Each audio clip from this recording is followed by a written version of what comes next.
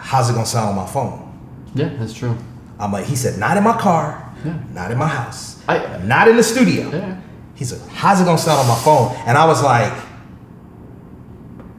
I said, good point. Yeah. That's 90% of how I listen to stuff now. When people send me records, like I'll listen to there, and then I feel ashamed of myself. I'm like, it's like I'm doing something completely wrong, but it's just how you do it now. So you just point of access. But like I said, I bring both worlds together. I will never forget about the engineers and the mixers out there, and I won't forget about the now time. So that's why it's the best of both worlds. But like I was saying, with the artists, you have to cover every aspect of their career. Mm-hmm. You know what I'm saying?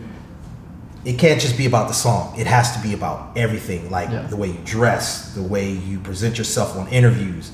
Artists are artists. Like I've heard some of them say, "Yo, I just want to be artistic and da da da." But I'm like, listen, we are in the music business. Yeah. And artistic always doesn't work. You dig what I'm saying? Yeah. Like these corporate, these bigger labels, these whatevers, they're trying to sell records, they're trying to sell streams, they're trying to do all of that. Mm-hmm.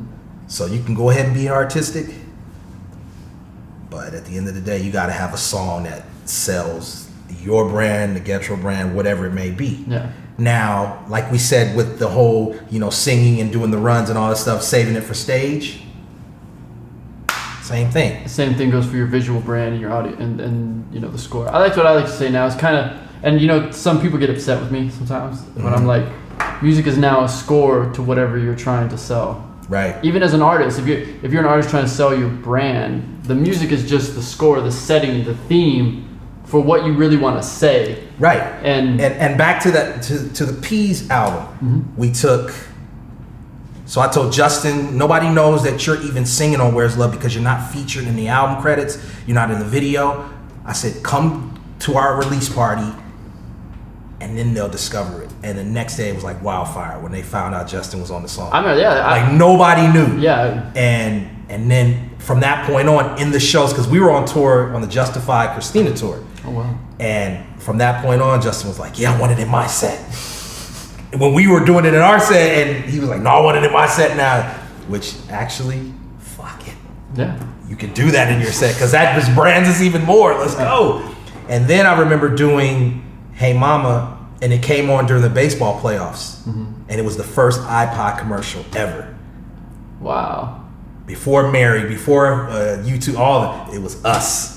And we jumped off the iPod, and that song hit after that. So you guys were kind of the first to really, on a corporate level, co-brand and reach into other markets. That's actually what made the piece pretty interesting. Mm-hmm. Because I talk about that with some artists sometimes is, you can, if your demographic reaches are similar, like Apple might have needed the same demographic that the Peas were going for. Right. You're able to, even though they might not seem like they're working, you're searching for the same people. Right.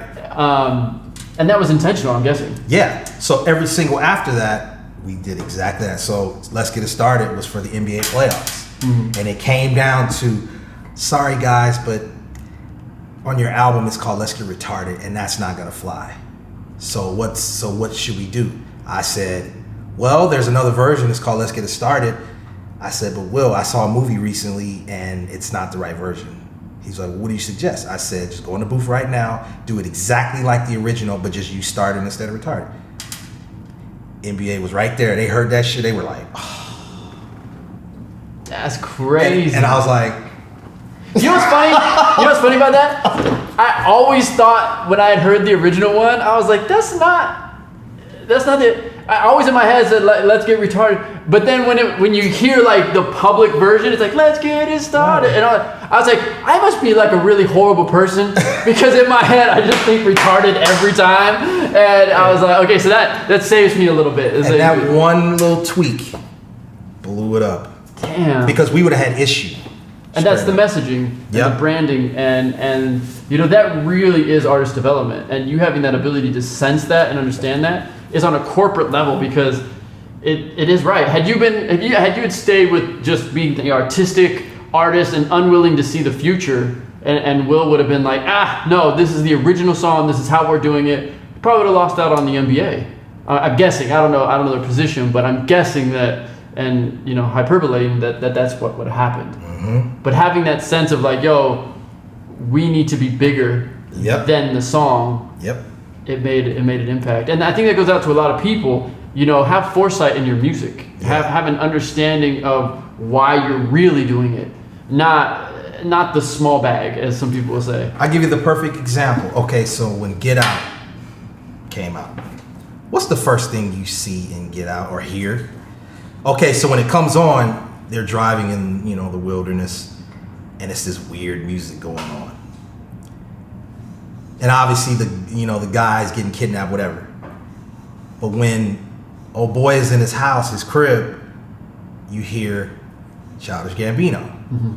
You know what I'm saying? And because of that song blew the fuck up. Yeah. Because that's the thing you hear, and he's like getting ready, shaving, whatever, and you're hearing the song. I remember being in a movie theater like, yo, this song is crazy. What the fuck is this? Yeah. But it's having the foresight. I go back to the 50 Shades movies. Mm-hmm. Like Weeknd and Sia and all, like they strategically put their songs in certain parts of the movie, and that's branding, like branding for the movie and mm-hmm. The company itself, but also for the artists. Mm-hmm. And for the artists out there, it's not just about putting your songs on Spotify and SoundCloud and all that. If you have the opportunity to get with these brands, get with them, because that's what's going to take your song from 100 streams to 100 million or a billion streams, because you'll get a bigger platform. Mm-hmm. So, and how do they get there? Like, that seems like everyone always says that, right? Like, that's what you need to do. But what's that bridge in your personal understanding of it? Do you bridge that gap? Is it that you have to build this machine first and then prove it to them? Like with Ghetto, you're basically saying, these are the hottest artists that I'm fucking with, and this is the dopest that I think they need to be. So you're building this machine up, right? Mm-hmm. And then do you present that, or how are you going about? That's one part of it. Okay. Because it's been a hassle at times, you go into meetings and stuff, and people are focused on views and likes, and not the songs mm-hmm. or the talent or how we can brand this person or how they even perform. You know what I'm saying? Mm-hmm. Like, these artists that are in Ghetto, they can do, which is a big part, because people don't realize nowadays the major income for labels still is touring. So the artist has to be able to tour, because that needs to be revenue for the label to keep pushing you. Yep. Or even your local team of your own people mm-hmm. that you're building. You got to be able to fund them. You got to be able to find these people and keep mm-hmm. them employed, so that they can keep you employed. Yep. So that, I think people forget about that, because for a long time it seemed like people were just like, I just put out my song and I get my streams. Meanwhile, people gonna pay money to go see you now. How are you in your performance? Mm-hmm. And it's kind of a lost art. Yes. Man, is it like. And this is the difference between myself and a lot of people. And you can, like I said, you can attest to this. Josh Stevens can attest to this. You toured with LMFAO. I toured with the P's. We toured together, you know what I'm saying? And I've been on stage, many a stage with the P's. And so when an artist comes to me and it says, well, it's not really matter. Like you said, streams. Yes, it does.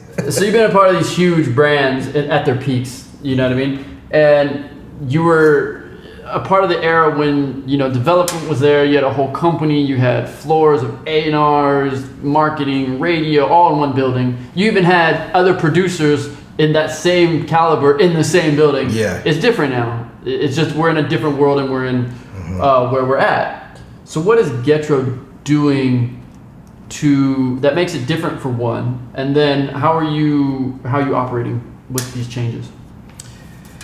Like I said, the best of both worlds.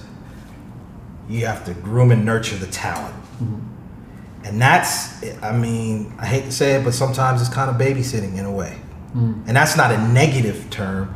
It's, artists may come in and have a certain way about themselves, and I don't want to change anything about that. Mm-hmm. Some may go too far and be too egoed out. Yeah. And sometimes you got to pull them back and be like, listen, like, I love that you got that ego and you want to do this and da-da-da, and you want to take on the world. But tone it down just a tad. So would you say, like, brand management? Like, Yeah. you're managing the expectations, but because you're managing the expectations, you're overall managing the product. Yeah, like you have to, only the strong survive in this business. Not everybody's going to make it. Everybody thinks they're going to make it, but not everybody's going to make it. Some of the artists, you know, like I said, they are learning how to brand themselves. You dig what I'm saying? It's kind of like what's the term? Not school, but boot camp. This is boot camp. This is how it used to be done, but in a modern type of way. You dig what I'm saying? So when they come in, I'll be like, all right, I have this song for you, this beat or whatever. What do you think about it? I like it. Sometimes it has the hook or, you know, B section, whatever you want to write. Cool. Sometimes it has the whole thing, and then they just go in there and learn it, and then they go knock it out. But as we're doing this, and when we take our breaks, we have other conversations.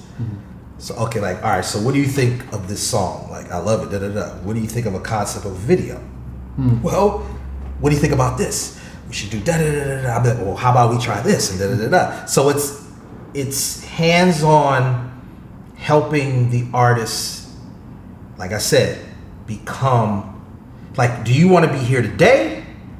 Or you want to be here today, tomorrow, and, you know, and further? Like, that's what it comes down to. And I'm very picky when it comes to these artists. Like, I just don't want anybody. You don't have to have 1 million followers and all that other stuff. Because I'm looking at, okay, when you get on that stage, or if you're, say you played the Super Bowl, which is rare. Like, they only pick certain people for the Super Bowl. And LMFAO was a part of it, so were the P's. Back-to-back years. So my point is, how do you want to come off as an artist? Like, do you want to be like you had on some Milli Vanilli? And I don't mean just, you know, singing somebody else's stuff and it's their voice. No, that's not what I'm talking about. I'm saying, because there's a lot of artists that had huge hits, but that was it. In this game, you want to continuously build you building have blocks. you have to have your follow-up. Bodak Yellow was huge, but where's your follow-up at? Yeah. Ghost Town. Yeah. Sorry, people. Sorry. I hate to rain on your parade, but, you know, Cardi's cool. But where's the follow-up? Oh, she had a #1 record. Oh, that's cool. Now let's do that 10 years ago. She may not even make the charts. It's true.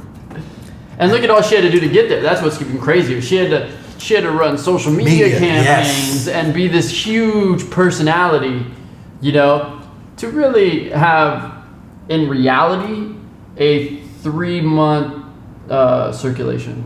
You know, I've had people say to me, well, why don't you put out songs, you know, test them, you know, da-da-da-da-da. And I was like, I don't want to waste songs. Like, we have fire songs. I don't want to waste them. And then I remember recently I was with one of the DJs that are in Ghetto, and he was making a mixtape for someone else. And I said, that's it. Like, why didn't, man, see, it's all about your team. He's like, yeah, let's do a Ghetto mixtape. Like, and then that way you don't waste the songs. Like, this is your first launch. You push it out there. You can put it on the Spotify's and all that. And people will be like, oh, wow. And then what's coming around the corner is that album. How did Ghetto get started? Like, how did you come up with the idea? Okay, so at the time, Black Eyed Peas, were the biggest band in the world. We had 2 singles, Boom Boom Pow and I Got a Feeling, that were 26 weeks #1 back to back. And I don't know if that'll ever be broken. That was in America, for that matter.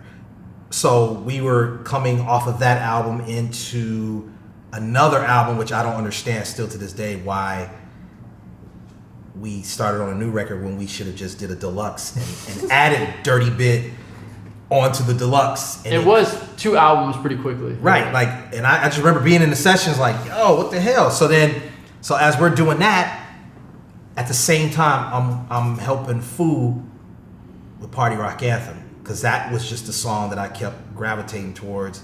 Same thing with Sexy and I Know It and Champagne Showers and Sorry for Party Rocket. But Party Rock Anthem was the one, and I just asked him one day, I was like, what are you gonna do with this? And he was just like, I don't know, what should I do? And then I just said, you gotta do this, and this. Basically, I want you to drop on New Year's. Where are you performing on New Year's? Oh, in Vegas, okay. Have a viral guy film you guys, and a couple days later, drop the viral video of Party Rock Anthem. So you can get all the footage from Vegas, in the hotel rooms, on stage, and whatever. Did that. I was like, you got to drop it on your website, iTunes, all the whole shit. Mm-hmm. They did all of that, and it started to fucking go ape shit. Yeah, it was crazy. And then the video was done, and then that shit came out, and it was just like, oh, hell. So at that time, you had the P's and LMFAO. It was just amazing. So one day I'm sitting in my hotel room on tour, and then this thought came across my mind. Okay, so we have the P's, we have 4 different nationalities, we have LMFAO, uncle and a nephew from the Gordy family, which is something all in itself. That's for episode 2, by the way. We're going to come back and talk about it. There's a lot to actually talk about. This is just the first episode. Right. And then I was like, well, what's next? And then this name hit me. And the name was Ghetto. Because at that time, we were talking about retro and EDM and all types of stuff. And then that name just hit me. So then I remember telling a friend, like, I was like, yo, he was like, yo, so how come you didn't go out last night? I was chilling. How was it? He was like, oh, it was kind of ghetto. I said, nah, it was Ghetto. He was like, what? I said, yeah. He goes, what did you just say? I said, it was Ghetto. He's like, what does that mean? I was like, Ghetto is a hood classy type thing, which means it's grimy. It's just that certain sound that you hear, you're like, oh, that's my shit. And then at the same time, it goes from the underground to the masses, and then it crosses from the masses to corporate. So that's what Ghetto is. Ghetto is just not underground. It's not just corporate or just the whole, it's everything rolled into one. It's a certain sound, it's like hip hop. It's its own kind of genre if you really think about it. Like when I hear songs, I'm like, oh, that's some Ghetto shit. Like when I hear Poison BBD, I'm like, that's a Ghetto type sound and beat and the hook and just. So you're really branding your own genre. Right. Because instead of being like, you know what, I'm gonna let these artists live in this genre, I should just brand my own shit and then put all the artist music that I represent under that genre. That's pretty interesting. That's pretty genius. And the thing is, it's everything. Like the rules went out when streaming came along and everybody could do this. The rules went out. So if that's the case, all right, well, let's. It's kind of mumble rap. You would hear mumble rap. Mumble rap, they defined their own genre. Yes. And that was only because of streaming and the ability to put out whatever you want whenever you want.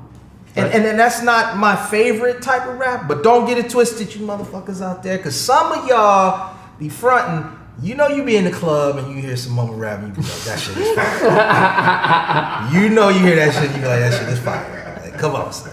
Yeah. Shout out to Ed Lover. Come on, son. But it's like. Well, I have to admit, like when I heard that song, I don't even know the title of it, but All My Friends Are Dead. My girlfriend had to explain to me what it was, and I was like, that shit is genius. That shit is hard. Every time I hear that, I'm like, that shit is hard. That's not even something I would bump, but that's right. Hard. And if we go back a little bit to the question of, we don't want to be that known as that old or what? No, that's not what this is about. It's about adapting to now, but with your old thought process. How will we do it back in the day to make it work now? Mm-hmm. And Ghetto is a part of that. Like in our camp, it doesn't matter what you look like. It doesn't matter what age you. I don't care. If you're dope, you're dope. Period. If you have that oomph, I'm looking for oomph. You dig? Because I can take that oomph and groom it and bring this in with these songs and this writing. Let's make this video. Let's do that. Boom. So we'll see what happens. God willing, we'll see what happens. But I feel in my gut with what I'm doing. First of all, it needs to be in the game because I just want these artists. Like, I'll go back to Alicia Carr on the Grammys. She was one of the first people to get an award that night. She came out and said, okay, enough is enough. Can we get back to the songwriting? Can we get back to the true artists? Can we get back to the production? Like, this is all lovely and great, but the real talent needs to get a shot. And I was sitting back like, yo, this girl is young and she's spitting game like she's been in the game for 20 years. So it really inspired me. So, and that's a young person saying that. Do you have like 3 suggestions or advice for people on the come up? Like that you would say, these are my 3 pillars that I think people should pay attention to in their development.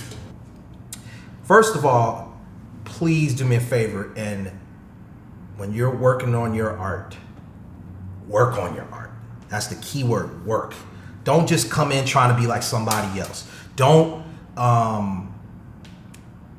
do the same cadences as everybody else. Like, come up with your own. And if you can't, then, you know, it's what it is. It is what it is. But I just know that certain people have certain talents. And for me, I never got the chance to really be the full artist that I wanted to be. But I know if I would have, it'd have been a freezer. But for whatever reason, that did not happen. And to be honest, it wasn't just, I don't know. I'd rather be behind the scenes.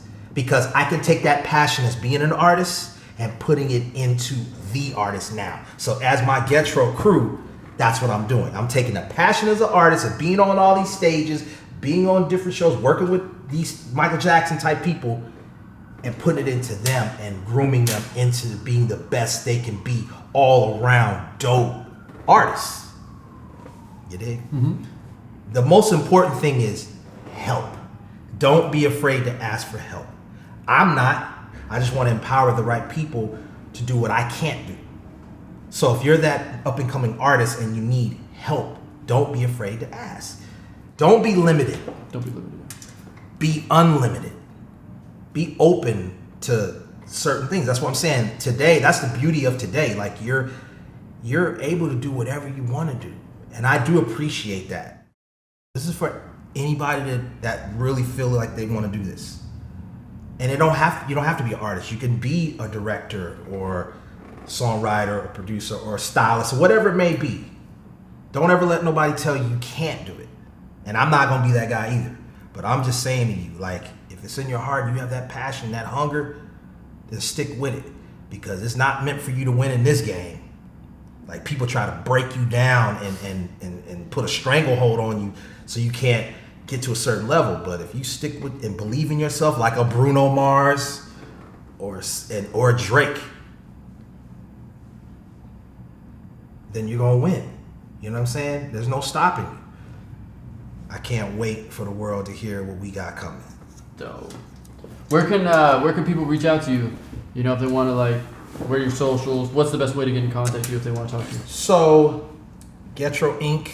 On Twitter and Ghetto Inc. on Instagram. Those are the best ways to contact me. Yeah. All right. Thanks for coming on, bro. We're going to have to do more for sure. Yes, sir. Yeah.